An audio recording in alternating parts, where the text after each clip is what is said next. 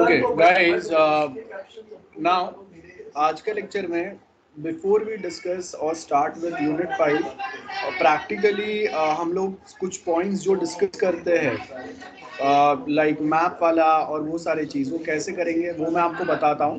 Please have a look at this video. ये complete एक देखने के बाद में यूनिट 5 बहुत इजीली समझेगा और कुछ प्रैक्टिकल्स जो आगे हम लोग करेंगे वो भी समझेगा. एंड सेकेंड इम्पॉर्टेंट पॉइंट कि जो मैंने जो GIS का मैनुअल नहीं दिया है, I will be uploading that document in our team files. Okay, please have a look at this video first.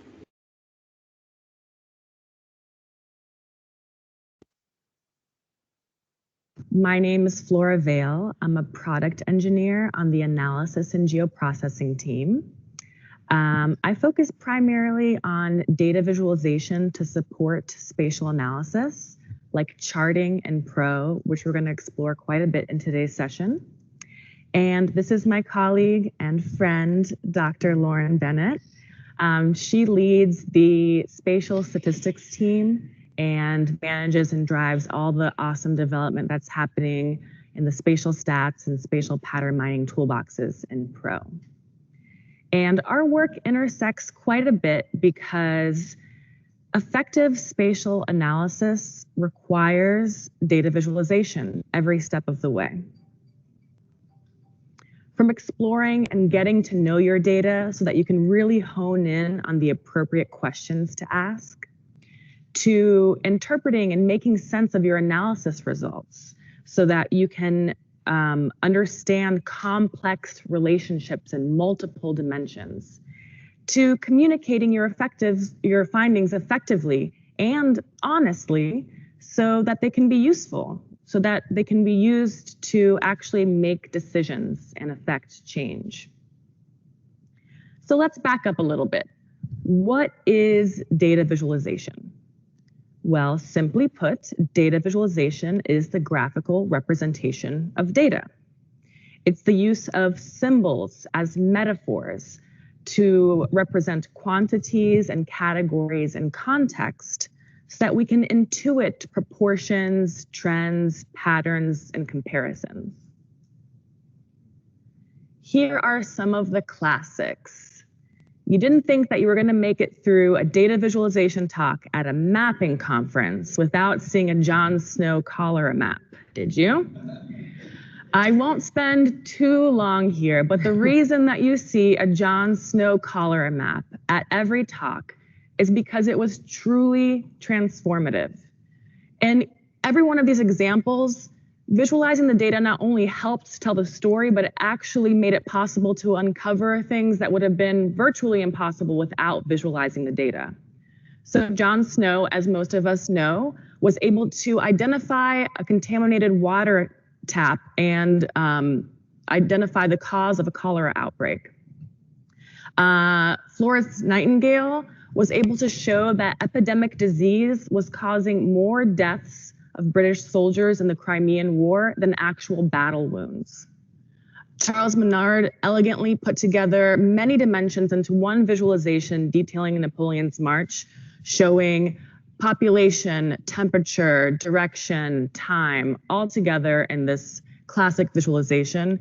And not nearly as historic, but almost as iconic, Hans Rosling wowed the world with his animated visualization of life expectancy over time in his 2006 TED Talk. So why do we visualize data? We visualize data to convert slow reasoning tasks into fast perception tasks, so that we can intuitively perceive relative differences instead of having to hold information in memory and perform mental calculations. The process of visual perception is pre-attentive, which means that it happens automatically with virtually no effort, in contrast to attentive processing, which requires conscious effort and calculation. So, for example, if I were to ask you to identify the largest value on this slide, it would be a pretty tedious task. You'd have to do a lot of mental sorting and hold a lot of things in memory. But if I showed you these values as bars in a chart, you can immediately tell which value is the largest, because now we're using length as a visual encoding to represent these values. So we're using pre-attentive processing, and the information is immediately evident. In 1967, a French cartographer named Jacques Bertin published what has now become a fundamental reference in data visualization, titled Semiology of Graphics. And in this book, he describes visual variables and how they can be used to communicate effectively. More work has been done on this since, but these visual variables are still the foundation of most data visualizations. So we have position, size, shape, value, hue, orientation, and texture. So in this visualization, we're using position to perceive the relative length of these bars. And many researchers agree that position is actually the visual variable that we are best at perceiving. Of course, we could also use size, hue, orientation, or any of the other visual variables to make this text stand out. But not all visual variables are appropriate for every data type. Noah Elinsky, who was a thought leader in the data visualization space, put together this great table detailing best practices for using visual encodings. So for example, size is a great way to represent quantitative and ordinal data, but not appropriate for categorical data. Color can be a great way to visualize categorical data, but only when there are few categories. All of this is important to keep in mind because not all data visualizations are created equally. Understanding how our eyes and brains perceive visual variables is key to effectively communicating through data visualizations. So let's go ahead and get this one out of the way. The pie chart, though beloved by many, is not the most effective way to visualize proportions. Understanding a pie chart requires us to visually compare angles, which we're not really that great at doing. Looking at these three charts, it's not immediately evident which slices are largest in each pie. But if we look at these as bar charts instead, the information is immediately obvious. We don't have to use any attentive processing. We don't have to figure anything out. We just get it. Really, we want to get the most amount of information in the least amount of time with the least amount of effort. So with the bar charts, we just get it. No need to figure it out. So what's worse than a pie chart? A 3D pie chart. There are whole corners of the internet dedicated to criticizing the misleading visualizations used in Apple keynotes. Notice how the 19.5% Apple market share appears larger than the 21.2% slice in the top corner. And the donut chart. The donut chart may be a cooler or a prettier version of the pie chart, but they're even harder to decipher because now we've removed those angles that we were comparing before, and we're left to just compare arc lengths that don't have a common origin. So they're more difficult to understand, and I would recommend most of the time, donut charts are not going to be appropriate. And then, of course, the 3D donut chart. Please don't do that. Look, all of these rules have exceptions. I'm not telling you that it's never okay to make a pie chart. Sometimes they can be useful. But I'm going to go ahead and step out on a limb and say that you're never allowed to use a 3D donut chart. With very few exceptions, 3D charts are highly discouraged. While bar charts are one of the most dependable and easy to read visualizations, when they're drawn in 3D, they become hard to decipher. So in this chart, it's really hard to tell which edge I'm supposed to be comparing to the axis on the top and on the bottom. And what's hiding behind that bar? There's no way to tell. So this could have just as easily been drawn in 2D with using much less chart junk, as Edward Tufte calls it. So putting these in 3D not only didn't add any value, but it actually distracted us and made it more difficult for us to clearly see this data. Another way to obscure the trusty bar chart is to remove its origin. Bar charts must always include 0. And that's because we are using these bar lengths to perceive relative proportions. So notice how in this chart on the left, the preoperative value seems like it's less than half of the postoperative value. While in the correct chart on the right, which has a 0 origin, we can see that difference is much less severe. The next chart faux pas is using lines to connect arbitrary categories.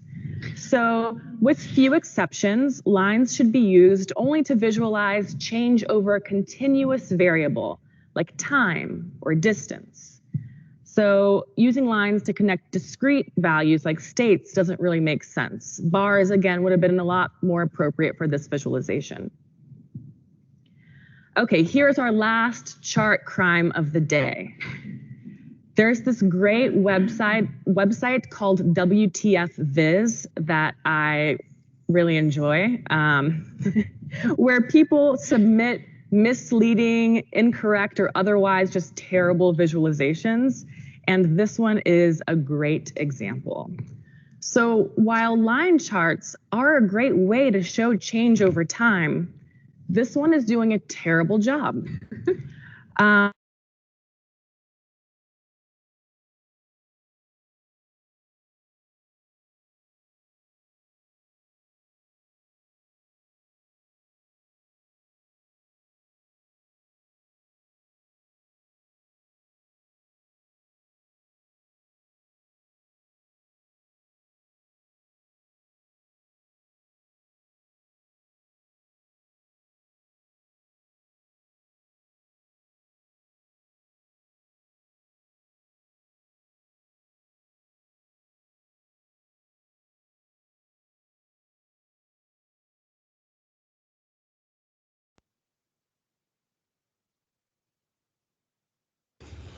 Hello, am I audible?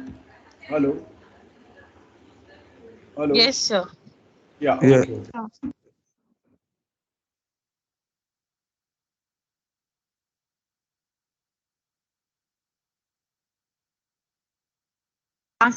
And each one of these data points represents 1 full year of data, except for the last 2. The second to last data point represents about 6 months of data, January through June. And then the very last point only looks at. Okay, ये point से ही हम लोग का stop हुआ था ना, network गया था. यहीं पे थे ना हम लोग. Hello. Yes, sir. Okay. July 1st to August 3rd. So of course that line is going to be sloping down.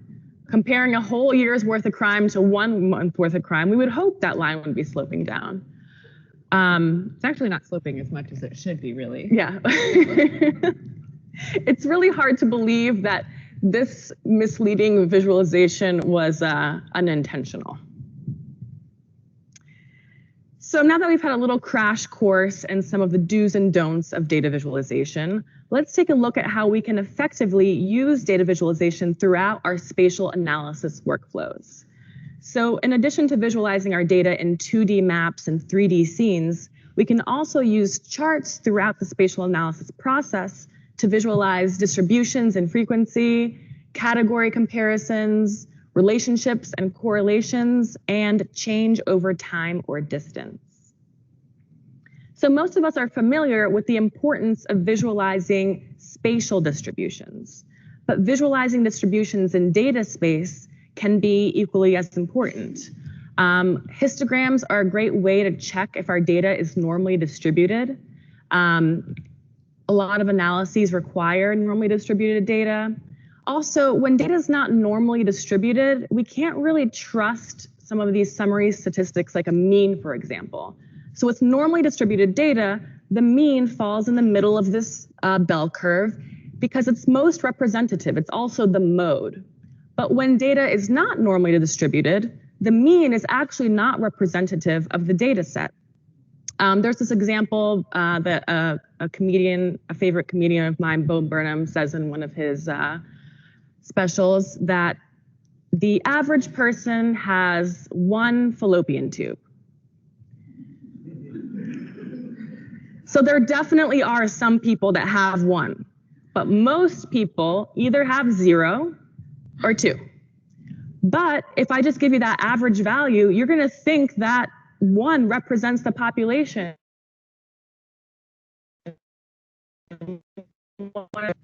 And the mean is not representative of the whole. So it's important to visualize the distribution of our data. And we also have box plots, which are a great way of visualizing and comparing distributions across different categories.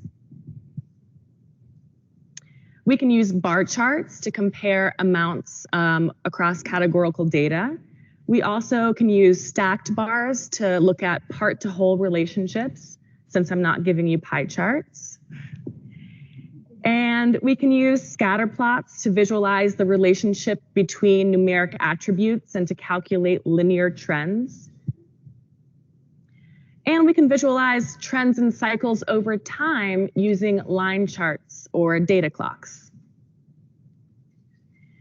So we're at the Esri conference, and I think it's safe to say that we all love maps. But sometimes a map alone is not the best option. And state maps are a great example of that. Now, I'm never going to tell you not to make a state map, but I think that state maps can usually benefit from a companion chart. In the case of state maps, mapping our data is really valuable when the location of the values matter, right? With states, it's not really about where the states are. We're actually just comparing categories. State sizes and locations are really a lot more political than they are a spatial phenomena. States being next to each other does not necessarily mean that they're related. So we're really not, location is not the most important attribute here. And states are very unevenly sized and shaped. So some tiny states get lost. And with a choropleth map like this, we can tell the states with the darkest color, but of those states, we can't tell which one has the highest value. So creating a bar chart helps us interpret those values. And we can quickly see here that I think Nevada has the tallest bar. And even better, if we were to sort this bar chart, now the relative differences are even more apparent. Another example of when visualizing our data becomes really important is with relationships. So this is a classic example called Anscombe's quartet. And these 4 data sets have the exact same mean, median, standard deviation, and R-squared. So if we were just to get those summary variables, we might think that these are all very similar or exactly the same. When in fact, if we visualize these on a scatter plot, they're all quite different. Some are kind of linear, some have really crazy outliers, some are a little bit curvy. So visualizing this data is kind of the only way to tell that these 4 different data sets, while very similar in summary statistics, are actually quite different in shape. Another example when a map alone might not be the best option is when looking at time. So animating these points on and off, showing different time periods, is not really all that useful. Creating a line chart now shows us that pattern over the time so we can understand better what's going on in this temporal data set. Another neat way to look at time using line charts is to split up something like time of day and day of week. So here I'm looking at fatal car accidents over several years. And I split this up looking at hour of day across the x-axis and then the number of crashes along the y-axis. And each line represents 1 day of the week. So the purple lines are the weekend and the blue lines are the weekdays. So we can see that the most dangerous time to be on the road is 2 a.m. on a weekend. While during the weekdays, we see that kind of rush hour hump in the morning and then in the evening. So something else that wouldn't really be easy to visualize just using a map. So let's take a look at some of these charts in action. I'm going to show you a little demo of exploring your data in Pro using charts. So let's start here. I downloaded this data set from cms.gov detailing the health of, oh, sorry about that, guys. Sometimes when switching from slides to demo, let's duplicate these. Yes, thank you. Learn my lesson. Do it all the time. Okay.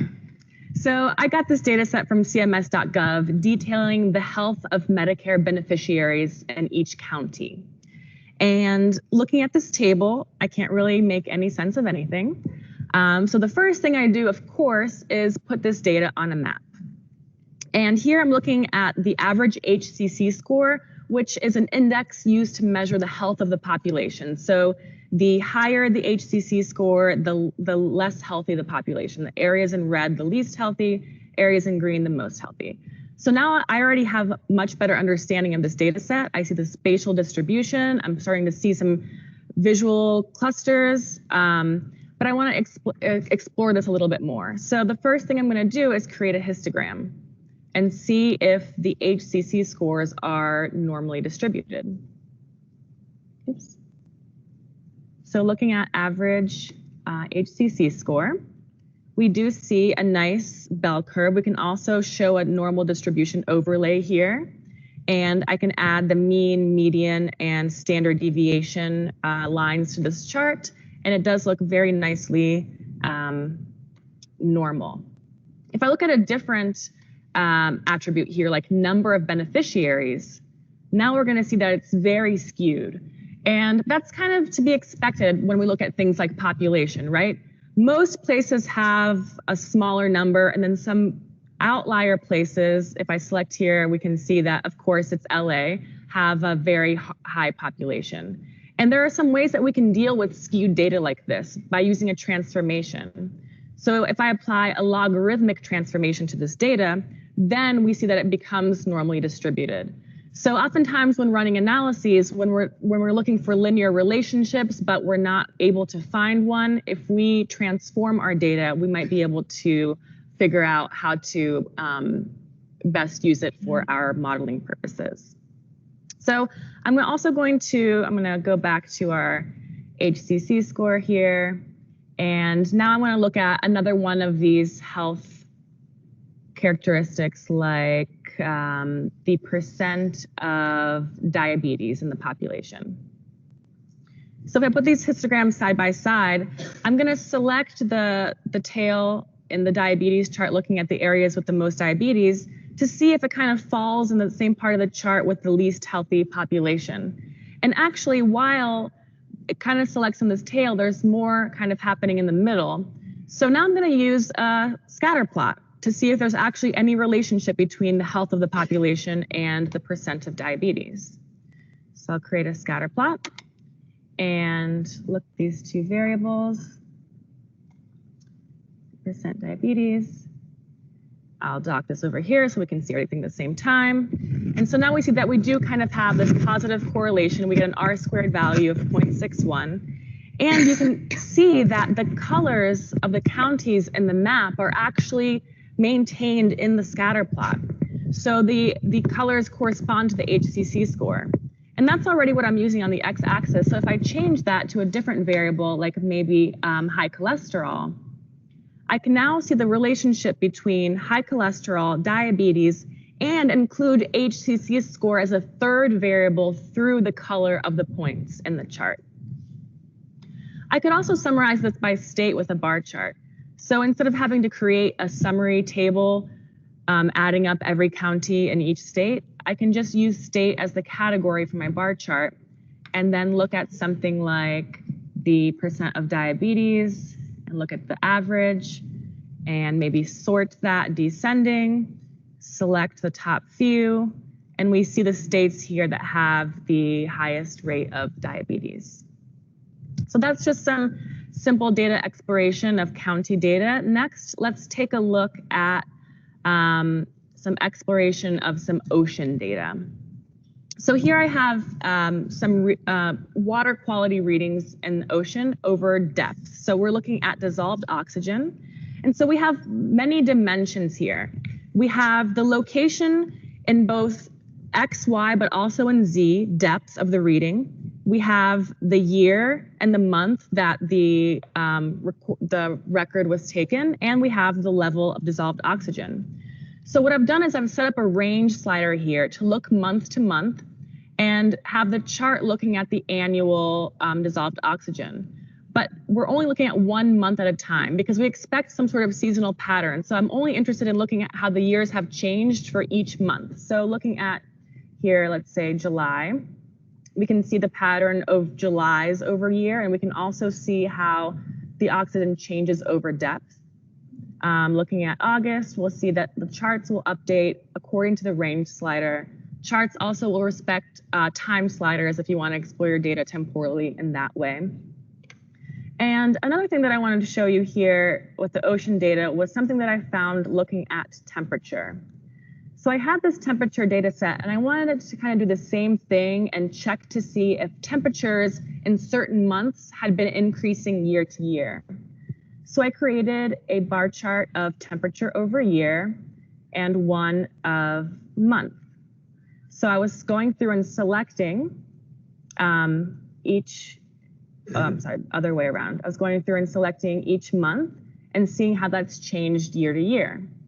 But then I came across this bar, and looking at this mean temperature, I was kind of worried that maybe these were data errors. So I selected this bar and took a look at our attribute table and found that these temperature readings were like 64, 63 degrees Celsius, which is like something like 140 degrees Fahrenheit. So by visualizing this data, I was able to find those records that were entered incorrectly and then go through and convert those to Celsius. So visualizing your data is also a good way to make sure that your data is healthy. Sometimes outliers are true outliers, and sometimes they're just data mistakes. And the last thing I'll show you here in data exploration is looking at time. So here I have some violent crimes in Chicago, and I want to explore if they've been changing over time. So I can create a line chart, and the line chart is actually going to aggregate a date field for me based on the temporal extent of my data. So in this case, it's going to aggregate into 2-week intervals. So each one of these data points represents 2 weeks. They're all even, no misleading here. And we can see that kind of seasonal trend, ups and downs over time. I could also change this from 2 weeks to maybe, let's say 1 month, and see how those have been changing month to month. I could maybe split this data up to compare different lines. So let's take a look at these by the type of crime and how those have been changing month to month. So now we're going to get one line for each of the primary crime types once my chart loads. Here we go. So we can see that in red, we have the highest number of robberies, and in the darker blue, battery, et cetera. So we can kind of see multiple categories changing over time in one chart. And the last thing I'll show you here is the data clock, which is new at the 2.2 release. And the data clock is a great way of visualizing both trends and seasonality. So looking at the crimes over years and months, every ring in the data clock is 1 year, the most recent year on the outside, and then every one of these wedges is 1 month. So we can see here that these summer months have had the most crime, And those crimes have actually been decreasing year to year. So in May, we have the dark blue in the earlier years and the lighter blue in the more recent years. And I could also split this up by maybe weeks instead of months, or even look at days over this chart. So an interesting way, and also of course, these are all selectable, and every time you make a chart, you can find it in the List by Charts tab over here. So I could open that line chart again that I created and compare how that looks to my data clock. So we've kind of looked at some ways of exploring your data and doing some visual analysis as you prepare for the real kind of heavy duty analysis process.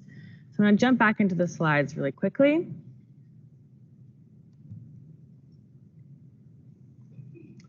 And all right, just worked this time.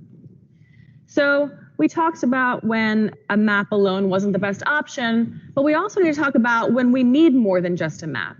So we need a map, but we need more than just a map because often our analyses involve multiple dimensions and complex relationships. And so in order to understand the result of these analyses, we're going to have to do a lot of different visualization types to get around the whole story. If you've ever seen Lauren or me do a talk, you've probably heard us talk about the subjectivity of maps.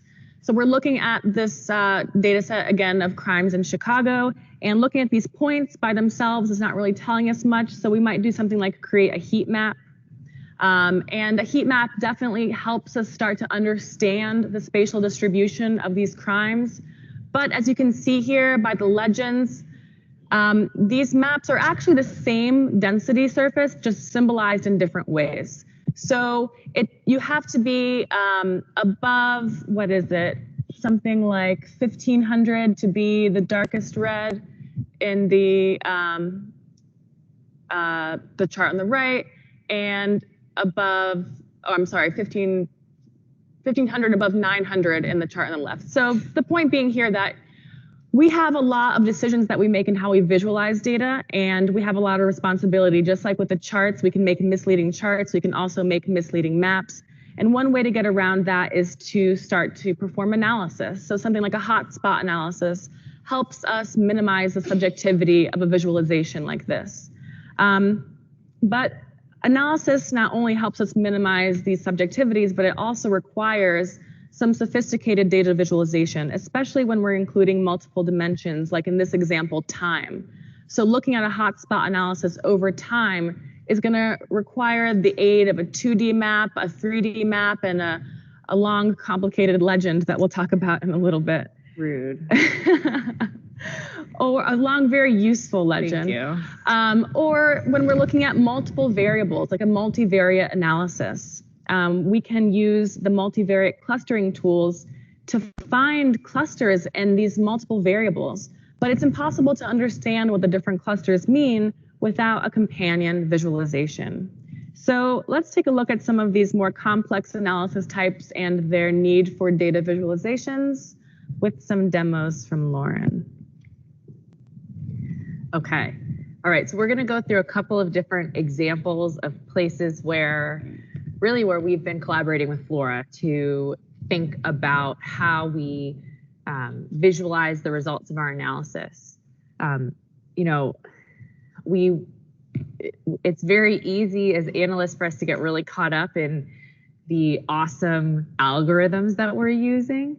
At least for me, I get really excited. And then we look at the results and it's like, I don't know what this is telling me. I know I used a really awesome algorithm though. And as useful as that is, if we can't interpret the results and then communicate those results, then our analysis isn't useful, right? I mean, we can do the best analysis that has ever been done in the whole history of humanity. And if nobody can understand what we did and nobody uses it to make a decision, it's useless, right? So that really does become a really important part of our job. So this is a really good example of that. So we developed a new tool called density-based clustering. Basically, it looks for natural clusters in our spatial data and finds them and distinguishes between them on the map. Now, the way that density-based clustering works you don't tell it how many clusters you're going to find. It just finds the clusters in your data. Now, what that means is that sometimes you've got hundreds or even thousands of clusters in your data. And when we first were done with our prototyping of the tool and we were doing some preliminary testing, we were just using a unique value color renderer. And it turns out there aren't really 1,000 unique colors that are distinguishable by the human eye. So the tool would run and you'd look at the TOC and you'd just scroll through thousands of different colors, right? And a lot of them look like the same color. Like the RGB value changed by 1. So it's technically a unique color, but they're both light blue. And what happens is they end up next to each other at some point. It's inevitable. Randomly, 2 clusters with very similar colors are symbolized right next to each other. And all of a sudden, I can't tell the difference between clusters, which was, of course, the whole point of running the tool in the first place. So we were absolutely racking our brain, how do we deal with this? So I went and I talked to Craig Williams on our mapping team. And I said, okay, we've got this problem. It's very unique. No one's ever faced this problem before. He said, it sounds a lot like this thing called the 4-color theorem. I have no idea what you're talking about. Turns out, wasn't a unique problem. Many have faced it before. The most common example of it is in creation of atlases. So in an atlas, you're creating a map of countries or states or regions. And of course, you don't want to use a unique color for every country in the world. You just want to make sure that countries near each other don't have the same color. So there's this thing called the 4-color theorem that goes through and makes sure that countries near each other don't have the same color right next to each other. So we started playing around with it. We realized pretty quickly that 4 colors wasn't going to be enough for us because countries generally have some sort of, they're polygons, if nothing else. And so that's a different challenge. We're talking about points that can have very strange shapes. These clusters, as you can see, can follow networks. And if you have, let's say, a big blob of color in the middle, and you only had 4 available colors, we wouldn't really have enough to kind of go around it. So we upped it to 8. And we return the results of the analysis in a way so that you can see it's not that these red clusters are the same cluster. They're unique clusters. They're separated by other colors, right? And in the legend, we tell you that you've got 8 clusters that are displayed in red. And so it's a way of starting to understand how the visualization's working. So to me, this is a really good example of the importance of thinking about visualization, even just from an interpretation standpoint. Although in this case, it's both interpretation and communication. Another way that we use visualizations for the density-based clustering tool is actually less about interpretation and almost more about understanding the method and understanding the algorithm and how it works. So a lot of our tools, actually, a lot of the spatial stats tools create charts when you run them. You might not know about it, although we're working on that to move charts up further in the TOC. But for right now, in the TOC, there's this option to go to list by charts. So if I go to list by charts, I can see these charts that were automatically created when I ran the tool. You don't have to create them, we just create them for you. And one of them is this reachability chart. So what density-based clustering actually does under the hood is it starts at a feature. And it looks for that feature's next closest neighbor. And it measures that distance. And then it finds that feature's closest neighbor. And it goes through looking at all the closest neighbors without ever going backwards. It never repeats. It never returns to a point that's already been visited. So it goes through, it finds all those distances between clusters. And what happens is, when it's in a cluster, you see a lot of small distances. Then it's out of that cluster and it jumps to a piece of noise or to another cluster. So there's a big distance between 2 clusters. Then it's in a cluster again and it's small distances. And then it jumps to another cluster, big distance, small distances. And so that's really represented here in this reachability plot.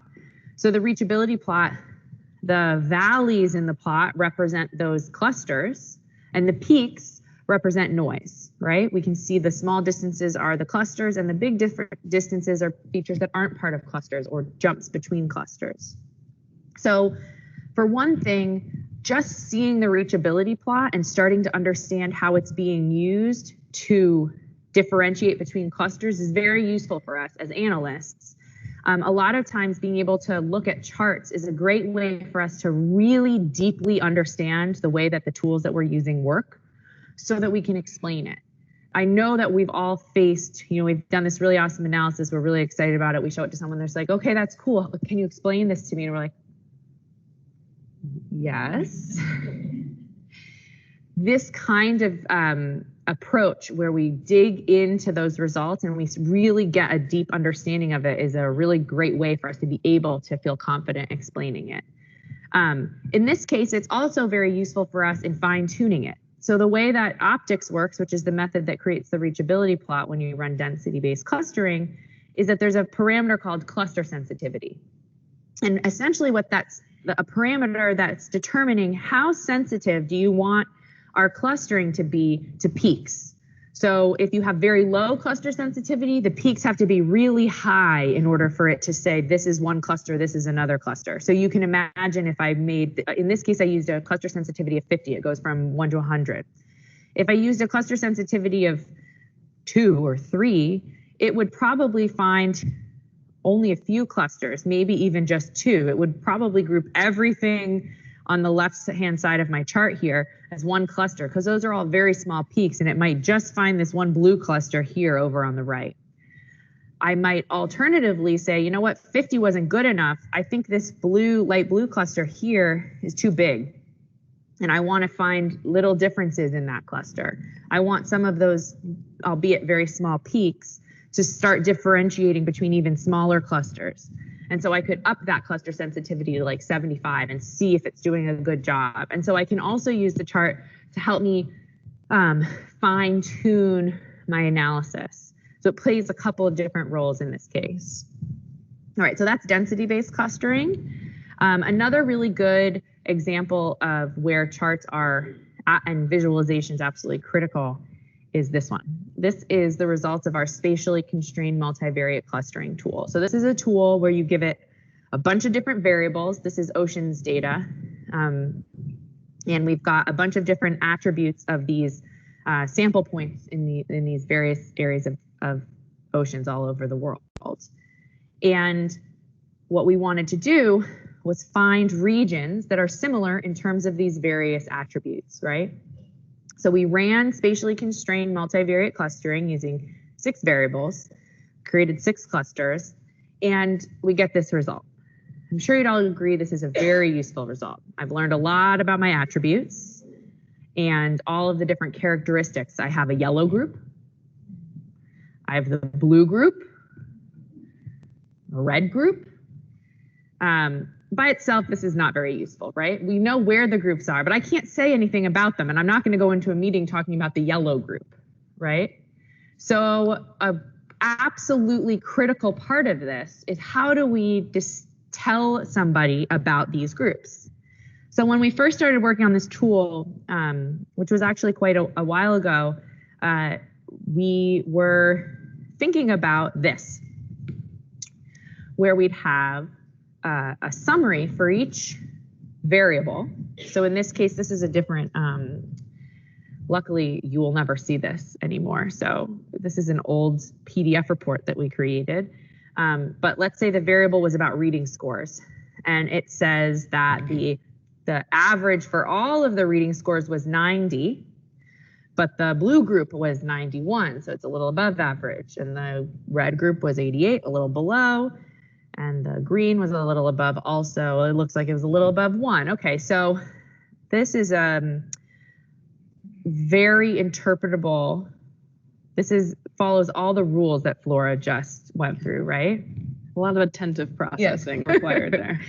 So luckily, we also, myself and my colleague Lauren Griffin, we signed up for this course that was happening in LA that Edward Tufte was teaching. He's a very famous researcher in this area of visualization. And we went to the workshop And one of the things that he talked about were spark lines, which was this idea that we might include charts even in something like a table, where right inside the table we boiled down, essentially this simple graphic actually depicts all of the data that's in all of these numbers, right? But even this, it turns out, was too much. So the way that it works now, because we did all this, and at the end of it, we also came up with this brilliant idea that we'd stack these box plots together, and we'd put all that information for each variable for every group together. And we put all of our ideas in that PDF, but I literally have never looked at anything except the box, this one graphic, right? Because it has everything that all of those other pages of numbers have. So luckily now in Pro 2.0, in Pro, with our release of the new spatially constrained multivariate clustering tool, we can take advantage of the box plots that are part of Pro. So here we'll open up our box plots that get created just when you run the tool. It creates a box plot. And we can take a look at what each of those ocean areas are. So for instance, the yellow group stands out as being really interesting, where it's got very low salinity compared to the average. So each of those boxes represents the global average for all of that oceans data.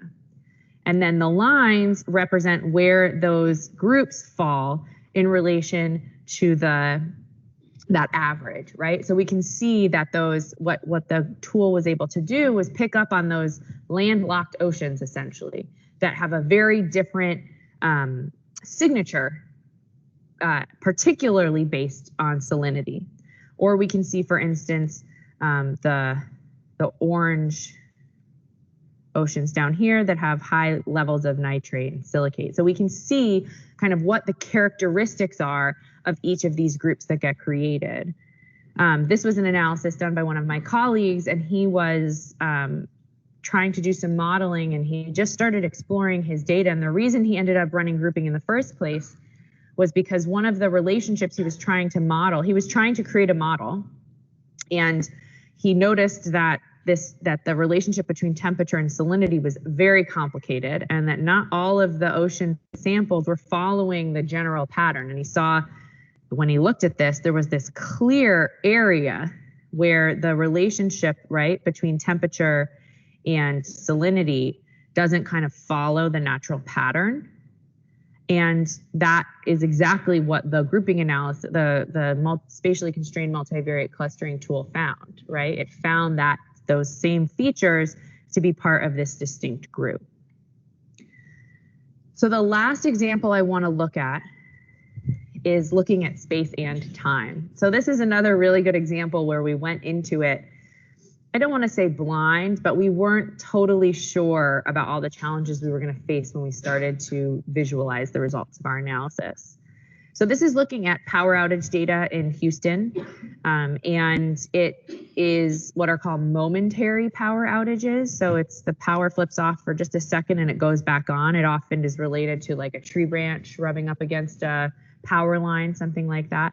But repeated momentary outages in the same location can be a good indicator that, let's say, tree trimming needs to happen, for instance, or something's coming. So it was actually about 50 million points in this area. They happen relatively frequently. You don't even notice them. And well, first of all, you can imagine what a map of 50 million points in this area would look like. Super useless. I get asked all the time, you know, we work on these space-time tools and we work on some problems that really are most appropriate for big data. And people are like, yeah, but can you put my billion points on the map? I'm like, why do you want to put a billion points on a map? That will not be useful. Like, it is a guarantee that it will not be useful. So we can do a lot more than that. And one of the things that we can do is use some of these space-time pattern mining tools that are part of the spatial stats toolbox. And one of the things that we do in that process of this spatiotemporal analysis is we create what we call a space-time cube, which sounds very fancy, which is a benefit. You get to tell your friends you're making space-time cubes, press them all. But actually it's very simple. We're just aggregating data in space and time. We're creating a grid in space and a grid in time, and we count up how many things happened in each space at different intervals of time. It's very simple. And essentially you can think of that cube looking something like this, right? So we have, for any given point in time at any given location, we know how many outages happened at that time period in that location. So one of the first things you'll notice is we're using 3D to illustrate time. The further away from the ground something is, the more recently it happened in time. So the most recent slice is at the top, the one farthest away in time is at the bottom. So that was one of the first things we started doing, is kind of flipping 3D on its head and using it for a different purpose. Kind of pushing the bounds of what we were previously doing with 3D. Certainly for us as you know, I focus on spatial statistics. I don't do a lot of 3D. 3D to me has always been about buildings and cities and realistic cities, and that stuff's super cool. And I'm really glad other people work on it. It just doesn't get me super excited. But when we started working on time, it was like, wow, thank goodness that we have all of these 3D tools, because otherwise we really can't visualize this data. Because the alternative would have been maybe flashing a bunch of data on the map or showing slice after slice after slice. It's just way too much for us to try to interpret visually with that kind of animations or sliding. So beyond just aggregating into a cube and looking at a thematic map, which are wrought with a lot of the problems that Laura mentioned about the subjectivity of maps, right? I chose a classification method here. I've got dark purple, I've got light purple, but I can tell a lot of different stories using just a simple thematic map. It's not just heat maps that lie, right? I can go in here and change this classification method and make it look like there's a lot more power outages if I want to. So we wanted to do more, and one of the things that we do is run a hotspot analysis. And so I'll change the visualization to look at that 3D hotspot analysis result. And we'll point you to resources where if you're interested in learning specifically about this kind of analysis, we have a lot more resources that you can use to do that. Essentially what we have here is the result of that 3D hotspot analysis. We've got clusters of high values, clusters of lots of outages in red, and clusters of low numbers of outages in blue. So in red, we've got places where we have more outages than we would expect based on random clustering together. And in blue, where we've got less outages than we would expect clustering together based on random. Randomly, we'd expect to see kind of a salt and pepper pattern, but that's not what we're seeing. So it's great. We've minimized the subjectivity. We were really excited about this result. But as soon as I saw this result for the first time, and it took us a long time to get here, we had to build a whole new data structure, and then we had to work on the tool to do the 3D space-time hotspot analysis, and then I got this result. And I was a little overwhelmed because that's a lot of data for me to make sense of, right? Here we're looking at it in a real-world space where each bin represents its real location on the ground. But if I changed it to screen space, one of the challenges, it looks cool that way, but I can't see inside the cube that way. But if I could just see inside the cube, that would solve all of my problems, right? Now I know everything there is to know. Okay, so we realized pretty quickly this was not going to be enough. So that visualization that you're seeing kind of peek through at the bottom there is what we came up with. And that was what Flora so affectionately referred to as our categories. So these are the categories we came up with. There are 17 of them. It's really just 8 categories. There's 8 hot and 8 cold. They're the same, just some are hot and some are cold. So it's 8 categories, and they're all really useful as an analyst, right? So for instance, I have what we call, this data set has a lot of what we call oscillating hotspots, where at some point it's been hot and at some point it's been cold. I'm not used to seeing a map actually with so much oscillating hotspots and cold spots, because usually if I look at like crime, it doesn't oscillate between hot and cold. If a place is a hotspot of crime, it's a hotspot of crime. Maybe it gets to random, but to go all the way to cold, very unusual. So my initial reaction was, this doesn't seem right.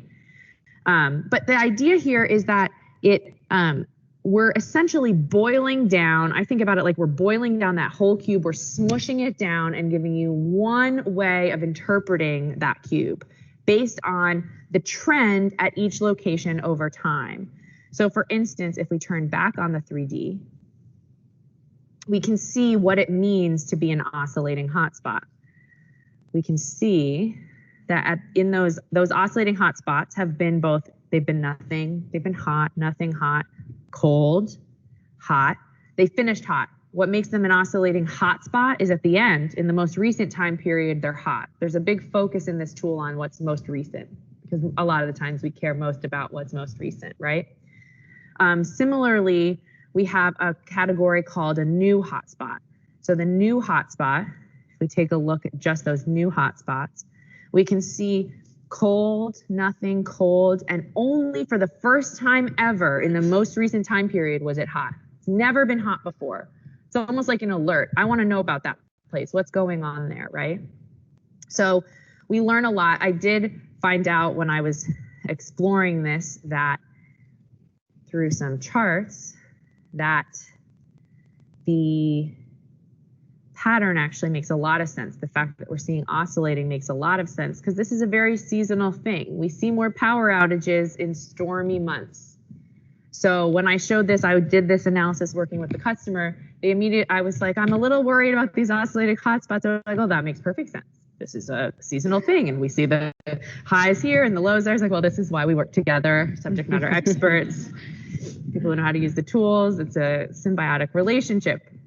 So that combination, I think what's important here is this idea that it wasn't enough to look at all that data in 3D, but it's also still not enough just to look at it in 2D in those categories that we created, right? It's that combination where I look at it in 2D, I see which areas I want to focus on, I zoom in there, I learn more by looking at the 3D. I can use the 2D to essentially narrow down those places I want to investigate further in the 3D. So I'm not looking at hundreds of thousands of bins, but now I'm just looking at individual locations I'm most interested in, like I did here with the new.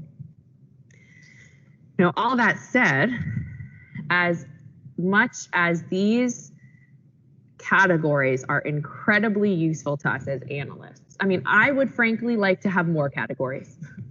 Give me all the categories. I want to know exactly what's going on here. But I'm an analyst. I'm not the decision maker. And I'm the one digging in deep into this analysis, right? So we had been working on this for a while. It's actually the topic of my dissertation, so I'm probably extra sensitive to this work. And I was presenting it to in one of our directors meetings where we kind of show the directors of the company what we've been working on. And Jack sits like right across from you. You're presenting, and at the very end, he's very excited. He's like, but there's too many categories. It's like, no, there's the perfect amount of categories. There's not enough categories. What are you talking about? He has since changed his mind. He's gotten to know the tool, and he's a very analytical person, so he also wants to dig in. But as a decision maker who's being told a story, who's being communicated to, he was right. It's too many categories. This isn't how I'm going to communicate my story to a decision maker. It's how I'm going to analyze it. It's how I'm going to interpret it. It's how I'm going to figure out what's the story. And then I tell the story. And my job as an analyst, as a storyteller, is critical. So one example of this is we were looking at some sales data with a customer, and the default output is reds are hot and colds are blue. So if you're looking at sales data, your hot spots are going to be high sales. They're like the place is doing the best, and we're making them bright red. It is absolutely not how a decision maker in a sales organization is going to think about their data. Those are not the hot spots. They might want them to be green. Those are the places that are doing really well, but red generally is bad. So you're not going to make really good areas red. So immediately we just started playing around. We condensed some colors together because, they didn't care about the difference between intensifying, persistent, or diminishing. Since all three of those categories mean that it's been significant at least 90% of the time, they said, we don't care about the difference between them. And there's nothing magical about these categories. We gave them to you to help you interpret them, but if you don't care about the difference between diminishing, a persistent, or intensifying, lump them together. Consistently hot, great. There's nothing inherently right about the categories. They're just helping you interpret them. So we lump things together, we change the color ramp. Another good example of that is some work done by Global Forest Watch. These are the folks at World Resources Institute. We worked with them and their partner Blue Raster, and we did some analysis of forest loss using emerging hotspot analysis. And they wanted to tell a story not to analysts, but to policymakers, like really far away from analysts, right? And so they started telling a story. And I think they did a beautiful job, and it's clear they're using our tool, right? They created a visualization where in 3D, someone who wants to dig in and really get a sense for these patterns can. They also showed the results of that 2D map, except it doesn't look anything like our results. They told the story the way that they needed to. They brought categories together, they changed colors around, and now they told a story that is very intelligible to a person who is not an analyst, right? So I think this is a really important story part of the puzzle. When things like, when story maps came out, I was like, these are beautiful, they're really cool, but I do analysis.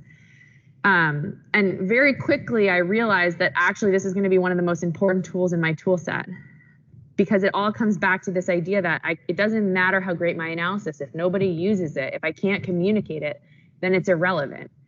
And one of our biggest challenges is, you know, at the end of the day, decision makers have a lot of information products that they're using to make important decisions. And I know most of you are making information products, not for yourself, but for others, right? At the end of the day, our information products are competing with all those other information products. And some of them are really sexy and totally bogus. So we have to win the competition. Ours have to be sexier and also better. It's not enough for us to say, but our science is right. That's a cop-out. Make it also a more compelling visualization. Do both, right? Do the better science and make it beautiful and intelligible to somebody. So hopefully we've given you some of the tools that are available to you and a sense of what's possible. And okay, so that was the main most important concepts about Unit 5 जो हम लोग data visualisation start करने वाले हैं, practical use. अब देखो बहुत सारे जगह पे 3D विजुअलाइजेशंस और कुछ दूसरे वे में जब आपको डेटा विजुअलाइज करना रहता है, so many people were using ArcGIS. So as per which functions we required, there are some difference between QGIS and ArcGIS. So आप देखेंगे तो बहुत सारे जगह पे ये 3D visualization के लिए people are focusing more on ArcGIS instead of this QGIS. Okay. तो एक हम लोगों ने ये example देख लिया. Now आपको basic समझ में आ गया रहेगा कि what points we will be discussing on in Unit 5. So if I share my screen, आपको Unit 5 के points जो है that will start discussing now. So in Unit 5 we have something which is called as data visualization. अब देखो यहाँ पे आपको बोला क्या है, we have GIS maps. अभी एक complete video अगर आपने थोड़ा भी अगर ध्यान से सुना रहेगा, so आपको clear indications, clear idea रहेंगे कि what we are discussing here. Okay.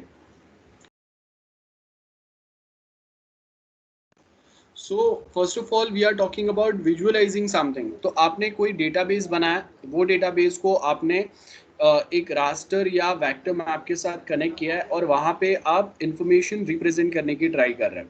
Now that information might be anything about a sales data, about a biodiversity, about some socio-economic status or indications, वो हो सकता है. So there are multiple such things जो हम लोग यहाँ पे update करते हैं या add करते हैं और उसको better visualize. मतलब आप देखो कि we have government's policies for poors, for students, startup India program या ये जो भी बनाता है, तो डेटा विजुअलाइजेशन जो है गवर्नमेंट एजेंसीज जो है दे यूज सच टेक्निक्स इटसेल्फ, जहाँ पे जो अलग अलग एनालिसिस के बेस के ऊपर जो डेटा हम लोगों ने गैदर किया है, that data we basically attached with the maps, और वो मैप से हम लोग को पता चलेगा कि exactly at which location we suppose to start working more, है ना।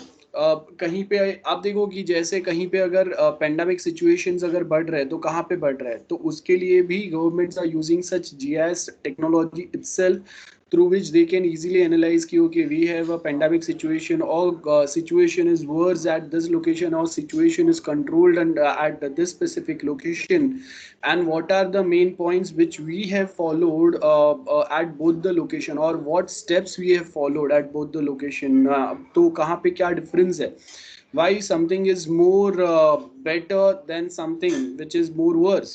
तो यहाँ पे आप अगर देखेंगे हम लोगों को सर्टेन पॉइंट्स दिए हुए हैं, कुछ लोकल एग्जांपल्स दिए हुए हैं। अब याद रखो ये जो एग्जांपल्स जो है, the software which we are using, this all softwares are some or the other times coming from these softwares are coming from US itself, the QGIS or ArcGIS whatever we are using। so पहले उसके ऊपर research update वहाँ पे ही हुआ है, तो अगर हम लोग वहाँ की एग्जांपल्स अगर देखेंगे तो आपको वो बेटर समझ में आ गया। अब यहाँ पे हम लोग के जो नोट्स है इसमें हम लोग यहाँ पे हम लोग लोकली कैसे यूज कर पाएंगे वो समझता है। सो यहाँ पे अगर आप देखेंगे, so first point which is given here that there is a strong relation between maps and GIS। Maps can be used as input for GIS. They play a key role in relation to all the functional components of the GIS. Maps can deal with questions and answers related to basic components of the spatial or geographical data, location, geometry है, characteristics है, thematic attributes रहेंगे, based on some time we are following something, है ना, या फिर इनके combinations हो सकते हैं, so we might be having combinations of all this data। Now next is maps are the most efficient and effective means to transfer spatial information। Now maps can answer 3 questions: where, what and when, मतलब कहाँ पे, at what location, what thing happened and when it happened। so where we are talking about location, at what we are talking about like where do I find chamber, तो ये क्या हो गया, location हो गया। it helps you to basically find something like where I can find a best like location for best college। तो यहाँ पे अभी हम लोग क्या बात कर रहे हैं, where I can find a best college, है ना, जैसे यहाँ पे लिखा है where do I find Chembur, or where did model students come from, तो ये हम लोग यहाँ पे फाइंड कर सकते हैं। और what, like I can say कि what is the predominant land use in Dombivli, या what is the best place for party. So आप देखो कि यहाँ पे हम लोगों को यही बताया, और उसके आगे when did the Netherlands have its longest coastline, so ये हम लोग फाइंड कर सकते हैं। So what, where and when, ऐसे अलग अलग क्वेश्चंस के आंसर्स जो है वो हम लोग मैप से फाइंड कर सकते हैं, और ये चीज़ों को आप लोकेट करेंगे। लोकेशन का मतलब आप देखो कि अगर गूगल मैप आपको कुछ चीज़ें फेच आउट करके बता रहा है ना, सो दैट इज वन वे, जहाँ पे वो साइड में आपको एक साइड इन्फॉर्मेशन बता रहा है और एक साइड मैप बता रहा है ना। So if we go to Google, sorry, I'll just share, okay, if I go to Google,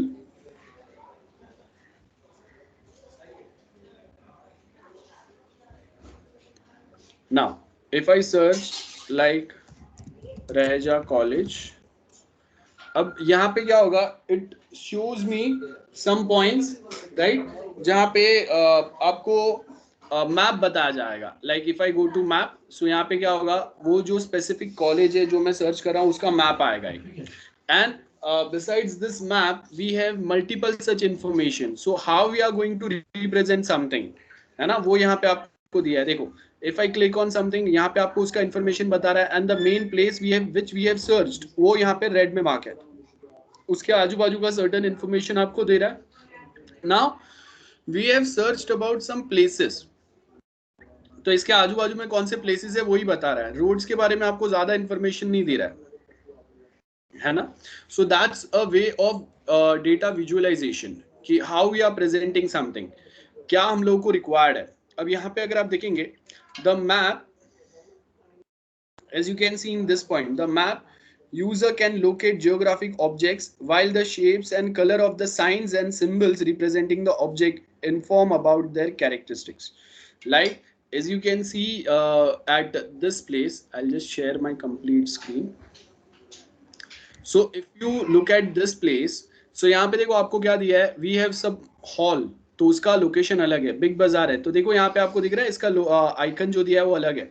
now यहाँ पे ये रेस्टोरेंट टाइप है तो आपको दिख रहा है यहाँ पे ये fork and knife बताया हुआ है. Then this is the garden, तो यहाँ पे फ्लावर सिंबल डाला हुआ है. Then we have a college, तो यहाँ पे देखो ये डिग्री लेने के टाइम पे हम लोग जो है पहनते हैं कॉन्वोकेशन के टाइम पे, उसका सिंबल डाला हुआ है. देन ये यहाँ पे बैंक है तो उसका सिंबल अलग है. We have a temple here, उसका अलग सिंबल है. Then we have some pub here, तो यहाँ पे ये ग्लास जो होता है उसका सिंबल है. वी हैव सम बैंक और समथिंग, तो उसका बिल्डिंग जो गवर्नमेंट या ऑफिशियल बिल्डिंग्स होते हैं वैसा सिंबल है. So this is how we are representing something. And आपको अगर चाहिए तो यहाँ पे देखो दो वे में दे आर रिप्रेजेंटिंग यू और प्रोवाइडिंग यू. डेटा विजुअलाइजेशन दो वे में होगा. वन, जहाँ पे आपने जो एग्जैक्ट लोकेशन सर्च किया है उसका इंफॉर्मेशन है, उसका direction, nearby things are present here, we can send the same information on our phone at same point of time. If you want to view the satellite map you can view it from here. So those are the two different things. Satellite map where we can easily find something like कहाँ से कौन सा road जा रहा है, कहाँ पे कौन सा दूसरे कुछ ऑप्शंस आएंगे, है ना. These are the points which we can easily find it out. So देखो यहाँ पे we have something, some information, कोई एक रोड है यहाँ पे और उसके बाद में यहाँ पे एक दूसरा रोड है, तो वो हर एक चीज जो है वो आपको यहाँ पे थोड़ा बेटर प्रोवाइड होगा, है ना. सो यहाँ पे ये कुछ इन्फॉर्मेशन आपको बताया जा रहा है. Now if we again start with our discussion, तो यहाँ पे आपको क्या बोला है, ये ऑब्जेक्ट है एंड उसमें हम लोग कोई सिंबल्स के through we try to represent the different characteristics of things जो हम लोग यहाँ पे प्रोवाइड करेंगे. उसके साथ में they reveal special relations and patterns. Special का मतलब क्या रहेगा, ये जो लोकेशन है लॉन्गिट्यूड लैटिट्यूडनल इंफॉर्मेशन है उसके साथ में कोई एक पैटर्न में we are providing information and offer the user insight in an overview of distribution of particular phenomena. जैसे हम लोग अगर मैं बोल रहा हूँ कि okay how is the rainfall at some place, है ना, ऐसा कुछ पॉइंट्स अगर हम लोग देखेंगे तो वो आपको यहाँ पे प्रोवाइड होगा. देन नेक्स्ट अगर आप देखेंगे we have some other things provided here. अब वो बाकी की चीजें क्या है, as you can see an additional characteristics of on screen map that these are often interactive and have a link on a database. So आप देखो कि अगर मुझे सडनली अगर कोई दूसरे लोकेशन पे जाना है तो उसका इंफॉर्मेशन बहुत इजीली यहाँ पे मिल जाएगा, है ना. सो ये कुछ पॉइंट्स आपको दिए हुए जो हम लोग यहाँ पे फाइंड आउट करते हैं या यहाँ पे हम लोग और बेटर बनाने का ट्राई करते हैं या उसको हम लोग इंटरैक्टिव बनाने का ट्राई करते हैं. और वो इंटरैक्शन कैसे प्रोवाइड होगा, bye that interaction can be provided with the help of making some symbolic representation, a better visualization. ये सारे पॉइंट्स होंगे, ठीक है. सो नेक्स्ट जो आपका स्लाइड है उसके अंदर हम लोग क्या बोल रहे हैं, ये जो भी डेटा विजुअलाइजेशन हम लोगों ने जो भी डेटा कैप्चर किया है ना, उसको आपको मैप पे साथ में लाना है सो दैट आप उसको डेटाबेस में से बड़े बड़े डेटाबेस में इजीली एब्स्ट्रैक्ट करके एक सिंप्लीफाइड वर्जन में आप उसको मैप पे रिप्रेजेंट कर सको, जिससे एक रियलिटी जो है वो समझ में आएगा, कोई एक एरिया का, कोई एक लोकेशन का, बाकी कोई information. So an important quality of map is the ability to offer an abstraction of reality. A map simplifies by leaving out certain details about at the same time it puts the remaining info at the clear perspective.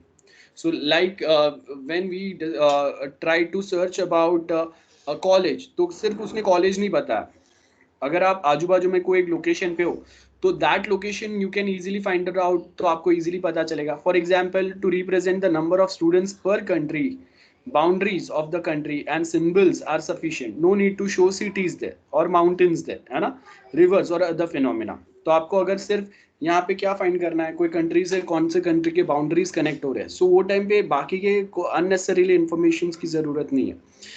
Same way when I search for any specific location, अगर मुझे direction यहाँ पे find करना है, so I will come back to here, normal map पे आ रहा हूँ मैं।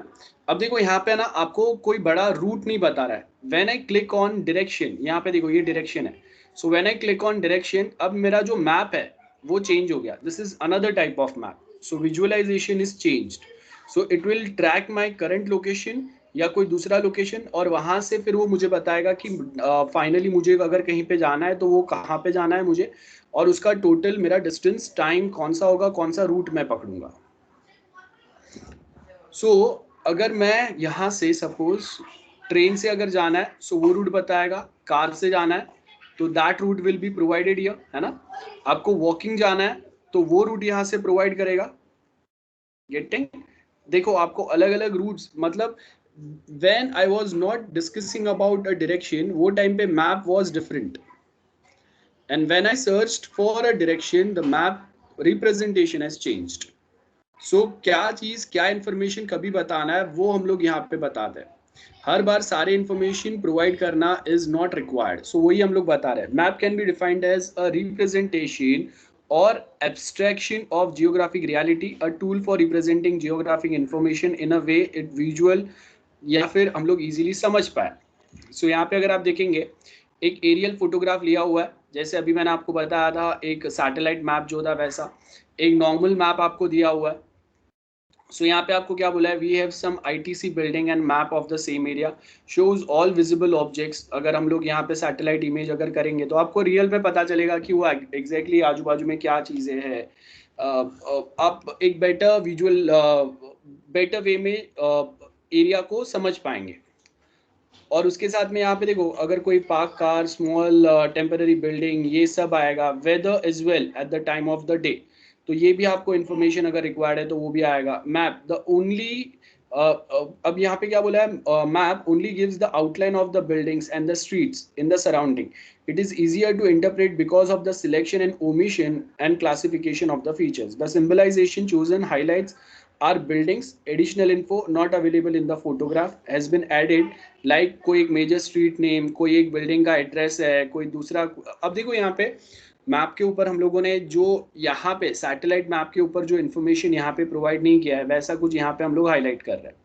तो दो map how we are trying to represent the things, उसके हिसाब से कहीं ना कहीं कोई ना कोई चेंजेस होंगे। सो मैप स्केल बहुत सिंपल है। स्केल का मतलब है कि इफ वी सिलेक्ट, जैसे if I go to this map, now we are only talking about Mumbai, तो यहाँ पे आपका जो स्केल है ना वो क्या होगा कि 1:1 किलोमीटर, 2 किलोमीटर, 10 किलोमीटर उतना होगा। लेकिन अगर मैं इंडिया लेवल पे अगर मैप देखूंगा तो ये मुंबई के जो भी ये छोटे छोटे कुछ एरियाज जो यहाँ पे हाईलाइट हो रहे हैं, ये कोई एरिया हाईलाइट नहीं होंगे। At that time the pattern would be different. अब देखो यहाँ पे अगर मैं जूम इन कर रहा हूँ एट दिस लोकेशन, तो क्या हो गया, अब कोई एक एरिया के बाजू में क्या दूसरी चीज है वो भी मुझे बता रहा है ना। सो इसका मतलब क्या हो गया कि अभी आपका जो स्केल है वो स्केल ब्रॉड हो गया। मतलब स्टार्टिंग में अगर 1 पिक्सल इक्वल टू 1 किलोमीटर था, तो अभी 1 पिक्सल इक्वल टू 100 मीटर्स या 500 मीटर्स हो गया। ठीक है, पहले का जो डिस्टेंस था उससे कम हो गया, इसके लिए आपका मैप जूम इन हो गया। So that is the scale we are talking here. So यहाँ पे आपको क्या बोला है, there is a relationship between the effectiveness of the map for giving a purpose and the map scale. The map scale is the ratio between a distance on the map and corresponding distance in reality. Maps that shows much detail of a smaller area called large scale maps, and that of the large area called small scale map.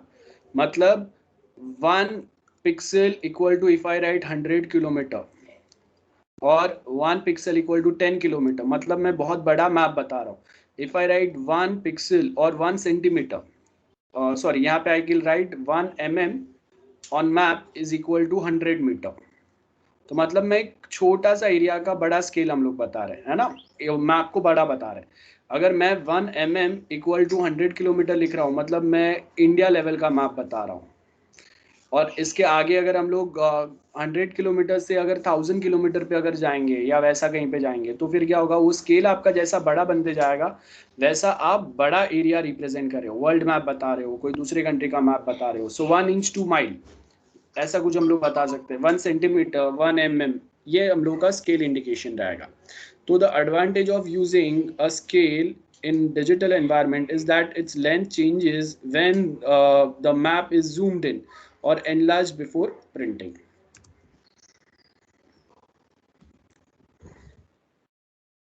यहाँ पे when I zoom this map, इसका scale change हुआ, बराबर है।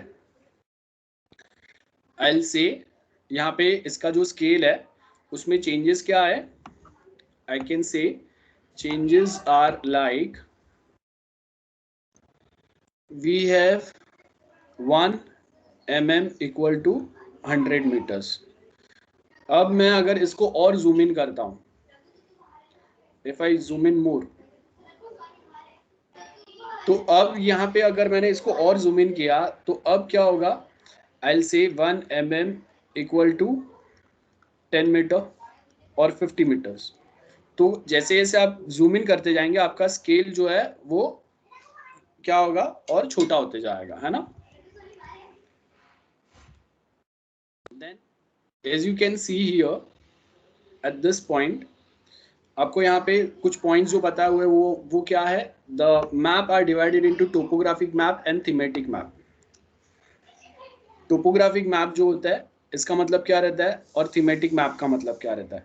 सो यहाँ पे आपको क्या बोला है, topographic map visualise like rail road है, रोड्स है ना, it limited by its scale, earth surface is accurately as possible, this में इंक्लूड इंफ्रास्ट्रक्चर, रेल रोड्स बताएंगे, नॉर्मल रोड्स बताएंगे, बाकी सब रहेगा, लैंड यूज बताएंगे, कहाँ पे फॉरेस्ट है, कहाँ पे बिल्डिंग एरियाज है, रिलीफ एरियाज है, कहीं पे वाटर पार्क है, या फिर कहीं पे रिवर है, ये सब हम लोग बता रहे हैं। Now design of topographic map is mostly based on conventions, for example the use of blue, पानी के लिए ब्लू यूज करेंगे, देन ग्रीन मतलब फॉरेस्ट यूज करेंगे, रेड मतलब मेजर रोड्स बताएंगे, black denotes the urban area और बिल्ट अप एरिया या इंडस्ट्रियल एरिया बताएंगे। नाउ नेक्स्ट जो होगा वो थीमेटिक मैप होगा। थीमेटिक मैप मतलब we are only trying to mention the information about the population density in a state और displaying cities drainage areas, ये क्या हो गया, ये थीमेटिक मैप हो गया।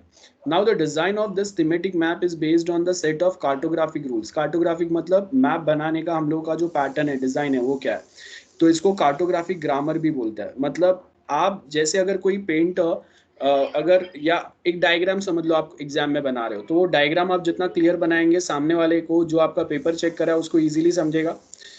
और एल्स अगर मैं यहाँ पे अगर कोई डायग्राम बनाऊंगा और वो डायग्राम के रेफरेंस से if I try to explain you something to all the students, so वो डायग्राम जितना क्लियर रहेगा उतना आपको समझने में हेल्प होगा। तो कार्टोग्राफिक मतलब क्या होता है, जो मैप बनाता है तो वो अभी कितना एफिशिएंटली सिंबल्स कलर्स यूज कर रहा है उतना बाकी लोगों को वो मैप समझना इजी पड़ेगा। सो यहाँ पे एज यू कैन सी क्या बोला हम लोग को, thematic map also contains information found in topographic map. So कोई ना कोई इन्फॉर्मेशन है, ये इन और फॉर्मेशन अलग हो गया, this is information found in topographic map so as to provide a geographic references to the theme represents। जैसे मैं बोलूंगा कि थीम है यहाँ पे, सो थीम मैंने बोला है कि पॉपुलेशन डेंसिटी कहाँ पे ज्यादा है, तो उसके साथ में हम लोग बताएंगे ना कि ओके रेलवे स्टेशन जहाँ पे बाजू में है वहां पे आपका पॉपुलेशन ज्यादा है, दैट्स फर्स्ट थिंग। एंड जहाँ पे स्टेशन पास में नहीं है वहां पे पॉपुलेशन कम है, गेटिंग। नाउ यहाँ पे आपको क्या बोला है, today's digital environment has diminished the distinction between topographic and thematic map because दोनों का कॉम्बिनेशन आपको दिखता है। So often both topographic and thematic maps are stored in databases, separate data layer. Each layer contains data on a popular topic. User is able to switch layers on and off anytime which is required. Map can further be distinguished according to a dimensions of spatial data. Some specific coordinates we are talking about, है ना, और उसके through आप certain problem solve कर सकते हैं। जैसे अगर मुझे 3D मैप अगर दिखाना है, सो 3 डायमेंशनल रियलिटी भी हम लोग यहाँ पे देख सकते हैं और उससे कुछ चीज़ें आपको बेटर दिखेंगे। जो अभी एक वीडियो देखा था हम लोगों ने, उसके अंदर ऐसे ही कुछ पॉइंट्स देखे थे हम लोगों ने। Now 3 dimensional and even 4D जहाँ पे टाइम इंक्लूड होगा, नेम्स इंक्लूड होंगे, are required new visualization technique for this demands have been developed. यहाँ पे अगर आप देखेंगे, this is the topographic map, जहाँ पे what we are trying to represent, we try to represent water bodies, then road, important road, forest area, etc etc, है ना, rail roots, ऐसा कुछ बताने की ट्राई कर रहे हैं. Then this is the thematic map, जहाँ पे हम लोग इनहेबिटेंट्स, पॉपुलेशन, एजुकेशन लेवल क्या है वो ये यहाँ पे रिप्रेजेंट करने की ट्राई कर रहे हैं. सो यहाँ पे अगर आप देखेंगे, this map A basically defines or shows about the socio economic, मतलब कहाँ पे गरीब ज़्यादा है, कहाँ पे अमीर ज़्यादा है, वो बताने की ट्राई कर रहे हैं. एंड फिजिकल थीमेटिक, जहाँ पे वाटर एरियाज कहाँ पे ज़्यादा है या वाटर शेड्स कहीं पे, वो ये वाले मैप में हम लोग बता रहे हैं. Then this is the 3D map, this is 2D, ये आपका 3D हो गया. और उसी को आप अलग अलग वे में और डिटेलिंग में अगर देखोगे, जैसे आपने बहुत सारे मूवीज में देखा रहेगा, क्योंकि ये बिल्डिंग के अंदर अभी हर एक फ्लोर है, उसके ऊपर क्या दूसरे इंफॉर्मेशन हो सकता है, उतना डिटेलिंग में अगर जाएंगे, so those are called as, that is called as 4 dimensions, 4D. I hope this is very simple. So visualisation process में आपको क्या क्या पॉइंट्स बोले, देखो, द कार्टोग्राफिक विजुअलाइजेशन, मतलब मैप जो आपने बनाया, is considered to be a translation or conversion of spatial data from database into graphics. मतलब set of data is provided to us or we have those set of data, उसको अब आप क्या करेंगे, मैप पे लेके आएंगे. तो मैप पे लाने से आपको बेटर वे में समझेगा कि कौन सा डेटा है और उसका मतलब क्या है. जैसे suppose we have sales information, so अगर if we talk about McDonald's, so कहाँ पे मैकडोनल्ड्स ज़्यादा चल रहा है, कहाँ पे डिमांड ज़्यादा है, कौन से टाइप के उनके ऑफर्स पे वहाँ पे जो कस्टमर्स है वो ज़्यादा आ रहा है, ये कुछ हम लोग यहाँ पे फाइंड आउट कर सकते हैं. तो यहाँ पे as you can see, this are the predominantly map like product during the visualisation process. Cartographic method and techniques are applied here. This can be considered to form a kind of grammar. Grammar मतलब एक proper way में, जैसे अगर मैं कहीं पे अगर mistake करूंगा लिखने में, तो उसका मीनिंग जो है वो चेंज हो जाएगा. एग्जैक्टली सेम वे कार्टोग्राफर्स अगर ग्रीन कलर, फॉरेस्ट एरिया को ग्रीन कलर की जगह पे अगर रेड एरिया में बताएंगे, तो वहाँ पे लोगों को समझने में भी मिस्टेक हो जाएगा, है ना. If we apply such symbol, Om का सिंबल है suppose, now this symbol if we apply on church, तो क्या हो गया, this is the mistake. So एक ग्रामेटिकल मिस्टेक है, where we are applying some other symbol or at some other place, then वो ऐसा प्लस का साइन आता है, तो प्लस का sign is for hospital, medical stores या समथिंग. सो अब अगर आपने वो साइन अगर गलती से और कहीं पे यूज किया, that is also a problem. So यहाँ पे वही बोला है कि grammars that allows for a optimal design and production for the use of maps depending on its application, for which purpose we are going to use that. Now the producer of this visual products may be a professional cartographer, एक professional map बनाने वाला person रहेगा, or a discipline expert. Mapping vegetation stands using a remote sensing images, जहाँ पे हम लोग बताएंगे health statistics, हम लोग यहाँ पे बता सकते हैं स्लम एरिया, सिटीज कहाँ पे ज़्यादा है वो हम लोग बता सकते हैं, है ना. To enable the translation from the spatial data in a graph, we assume that the data are available and that spatial database is well structured one. जैसे यहाँ पे दिया है visual representation, we have this database, और ये database में जो tables है that we are trying to represent on this map.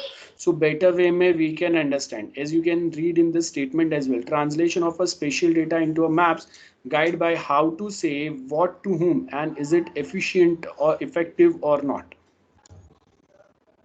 So visualization process क्या होगा, something which is provided here as well.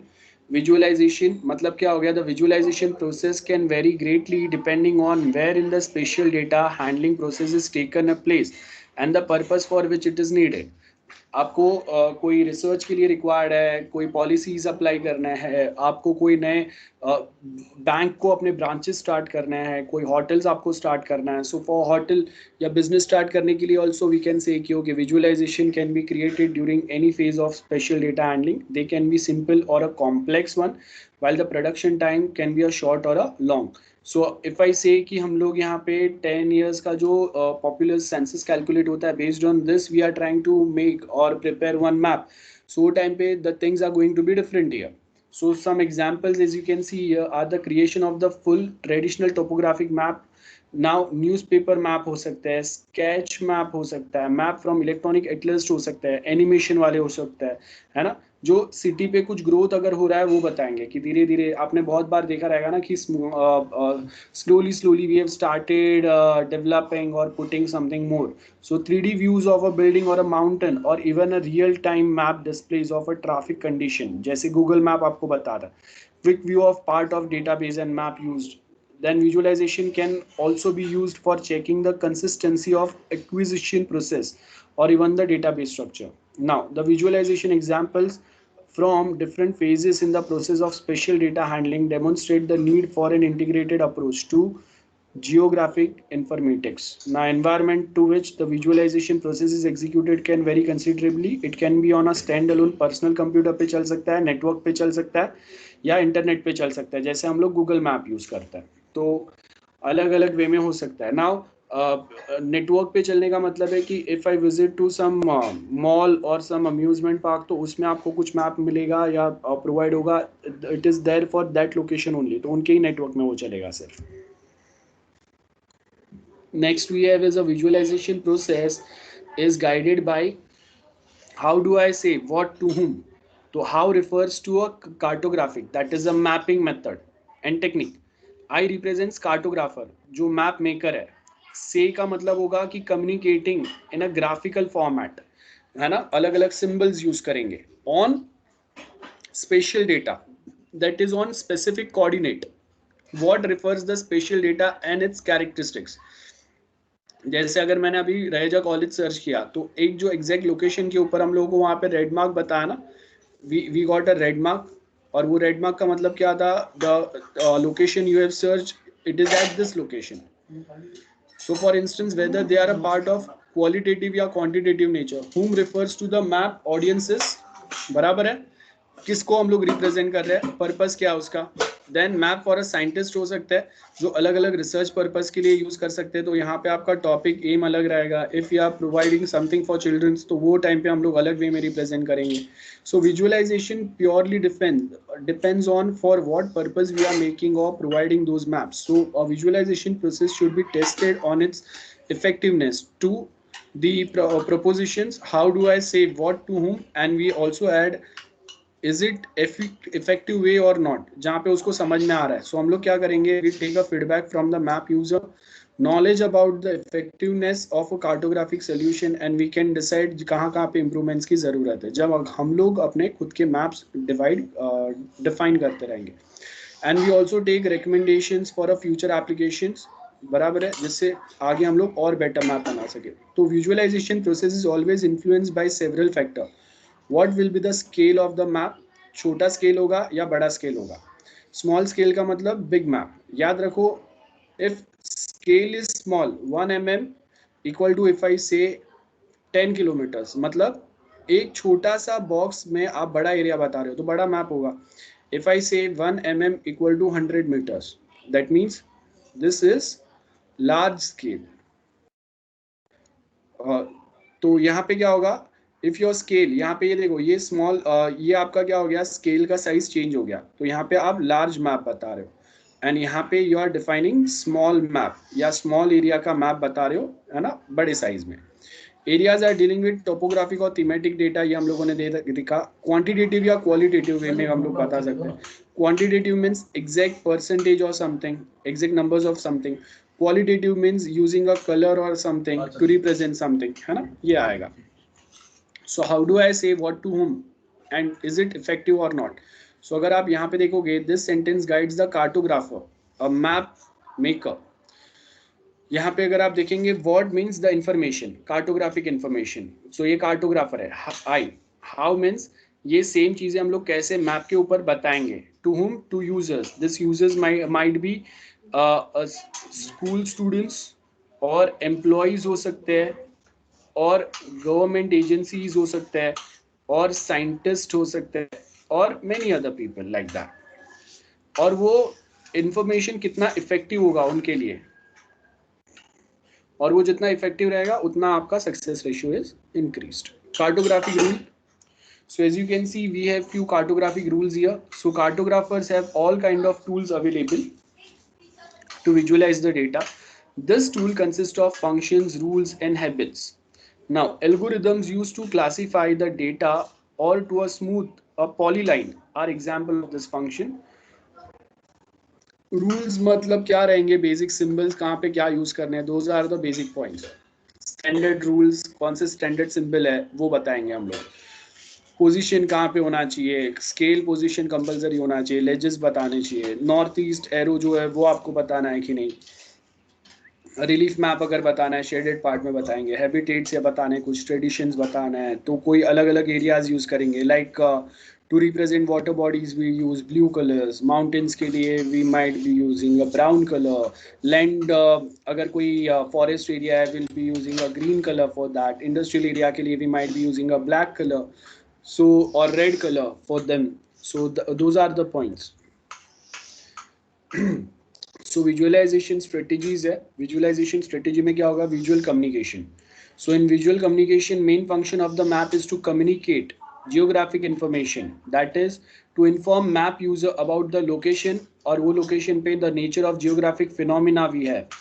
Like we might be having a mountains, we might be having rivers there, we might be having a forest area there, कोई special patterns अगर हम लोग के पास है ना, तो we have a cartograph designers and producing maps supported by the whole set of cartographic tools and theory. Visual thinking process, many of these maps are not produced as a final product but rather an intermediary one, जिससे users को थोड़ा कुछ अपना काम जो है उसको करने में हेल्प हो जाए.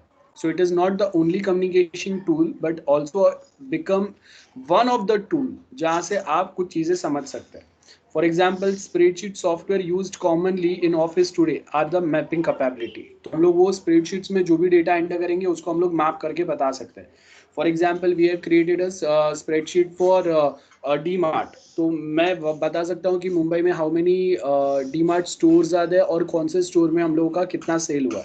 So based on that we can define कि okay which stores are working in the best way, कहाँ पे losses में हम लोग या we are in a less profit. So visual data mining means we have a data warehouse.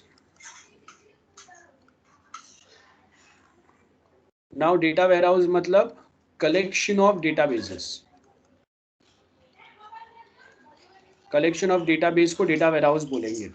Or I can say godown of data or database.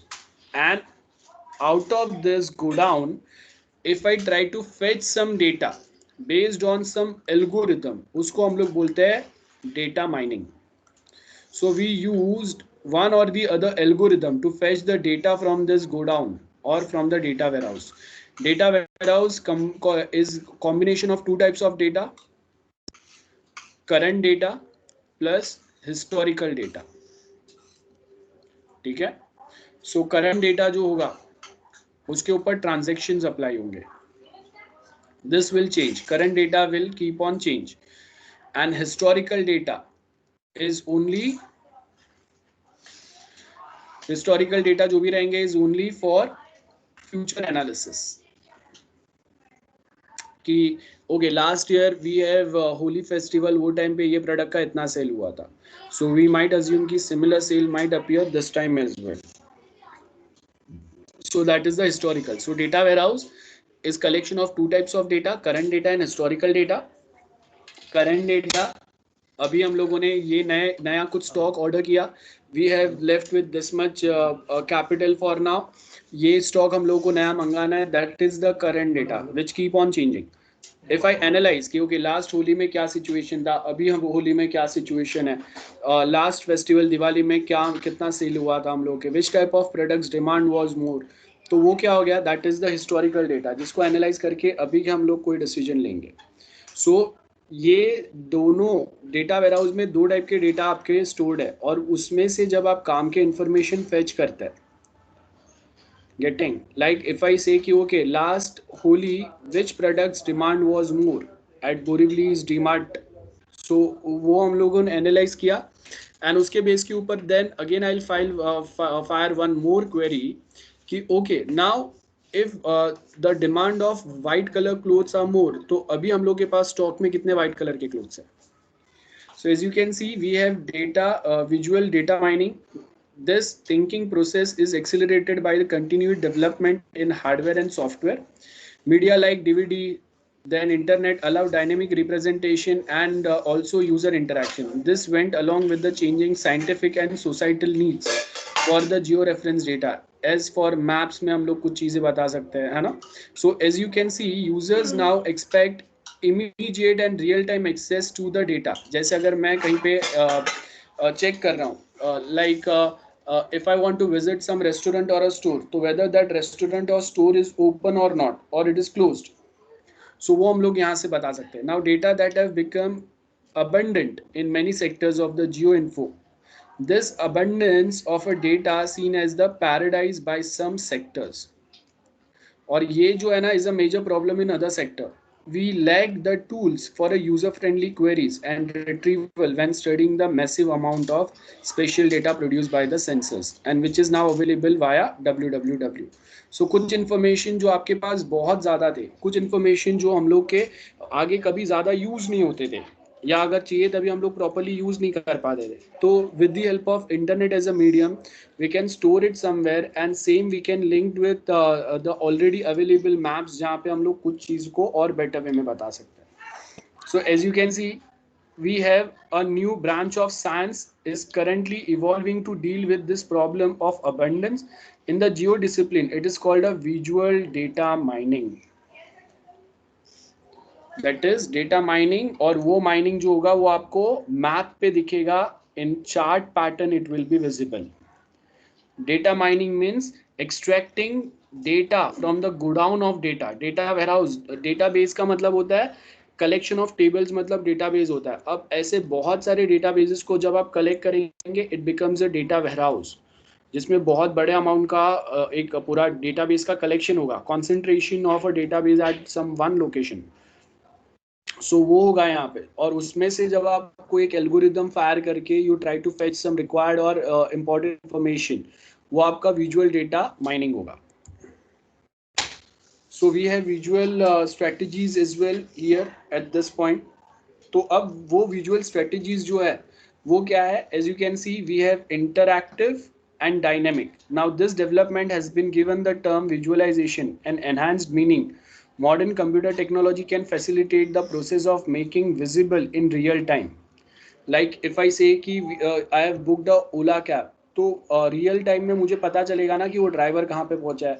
If I am on a ride, या फिर मैंने अपने कोई family member के लिए ride अगर book किया है, so I can easily get the information on a real time. So some specific software toolboxes have been developed and their functionality is based on the two keywords, interaction and a dynamic one. Dynamic मतलब it keeps on changing. जैसे ही मैं अपना, जैसे if I want to go from Borivali to Bandra, तो when I want to go to Borivali to Bandra, तो वो time पे if I select one route और वो अगर मैंने सडनली चेंज किया, तो आपका जो मैप है उसमें आपको नया रूट ऑटोमेटिकली वो चेक करके आपको बता देगा. Getting to a separate discipline called scientific visualization has developed and has also had an important impact on the cartography, that is on the map. It offers the user the possibility of instantaneous changing. Like आपको Google map पे बता रहा था कि okay go straight and take a left. Suppose अगर मैंने ये miss कर दिया, मैं आगे गया, तो अभी आगे वापस कौन सा लेफ्ट टर्न आएगा या स्ट्रेट जाना है या और कोई डायरेक्शन से मैं वापस जा सकता हूँ, वो मैप मुझे यहाँ पे इमीडिएटली वो न्यू इंस्टेंटेनियसली वो आपका मैप में चेंजेस हो जाएगा, आपका रूट जो है वो चेंज हो जाएगा. So interaction with the map will stimulate the user's thinking and will add a new functions to the map, as well as communication will.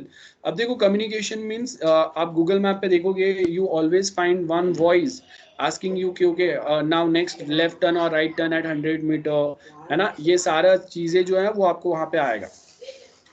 Geo visualization, a model for map-based scientific visualization, is known as geo-visualization. It covers both the presentation and exploration. It presents some information at same point of time for a future experiments. It also provides us some information based on past research. So a presentation is described as the public visual communication since it concerns maps aimed at the wide audiences. Exploration defines the private visual thinking which are not present directly on the map, but we can get it by applying some or the other algorithms or a function on those maps. So उसका significance जो है वो बहुत ज़्यादा बढ़ जाएगा.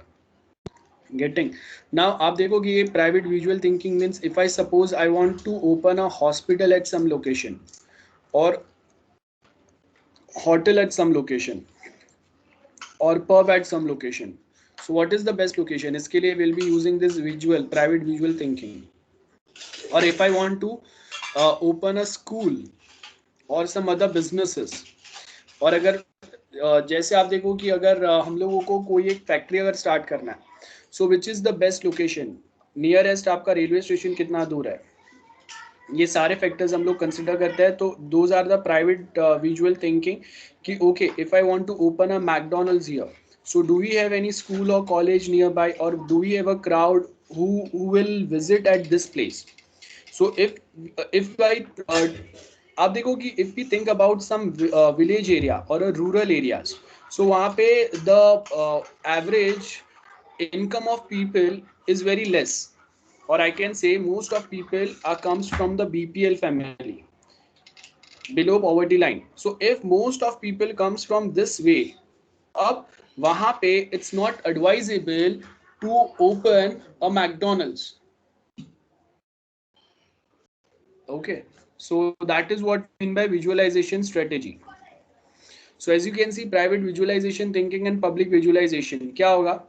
We have set of this data warehouses. बराबर है, ये data set है. So यहाँ पे एक database, second database, third database. This everything is available over internet. Now visual representation मतलब we provide or we connect this databases with our maps. और वहाँ पे आपको कोई एक स्पेसिफिक इंफॉर्मेशन मिलेगा for your research purpose, for some other like government are using such a private visualization or visualization technique itself for defining or dividing their policies. Public visualization, how we can view a Google map, that is one thing. So यहाँ पे आपके पास एक known subsets रहेंगे, है ना? This unknown data sets are only there with governments or some other agencies or some with private companies. This unknown data sets are not with us. बराबर है. We have some known subsets. अब ये कहाँ से हम लोगों ने fetch किए? We have fetched it from internet itself. और जो ऑलरेडी हम लोग के पास मैप थे वो, और ये दोनों को हम लोगों ने कनेक्ट किया ऑन अदर मैप, तो उससे आपको कोई एक्स्ट्रा इन्फॉर्मेशन या बेसिक इन्फॉर्मेशन मिल जाएगा which is available over Google और which is available over Google map, which can be easily accessed by anyone. ठीक है, सो ये हम लोग का पॉइंट है. नाउ ये जो पॉइंट है यहाँ से हम लोग कार्टोग्राफिक डेटा एनालिसिस से will discuss in next lecture. I hope आज जो भी मैंने कुछ एक्सप्लेन किया है, हम लोगों ने एक जो वीडियो एग्जाम्पल देखा वो क्लियर है आपको, because it basically helps us to make the things more better. आप अगर कुछ चीज़ अगर पढ़ेंगे तो आपको और बेटर वे में समझेगा. अगर वो वीडियो अगर हम लोगों ने ध्यान से अगर नहीं देखा है, so it makes things very difficult to understand. So just make sure कि आपने अगर वो चीज़ें अगर मिस किया है, सो एटलीस्ट एक बार आप वापस वो सेम जो हम लोगों ने वीडियो देखा वो एक बार आप सेम लेक्चर रिवाइज कर लो, and then again next lecture we can discuss the same things. ठीक है, okay. I have shared the attendance file again now, एक बार भर देना. और सर मैनुअल हाँ, मैं मैनुअल अभी ये लेक्चर ख़त्म करते ही मैं मैनुअल अपडेट कर दूंगा. So you can just go to files and download that manual of our GIS. ठीक है, so updated manual मैं upload कर दूंगा. मुझे याद ही नहीं था, आप में से किसी ने मुझे रिमाइंड नहीं कराया था, आज ही मुझे रिमाइंड कराया, तो we'll just work with that. ठीक है, so मैं अपडेट करता हूँ. किसी को कोई डाउट है अभी आज जो हम लोगों ने डिस्कस किया उसमें? Anyone, any doubts? एनीवन? ठीक है, सो आज का लेक्चर यहाँ पे स्टॉप करते हैं. I will end this lecture after some time.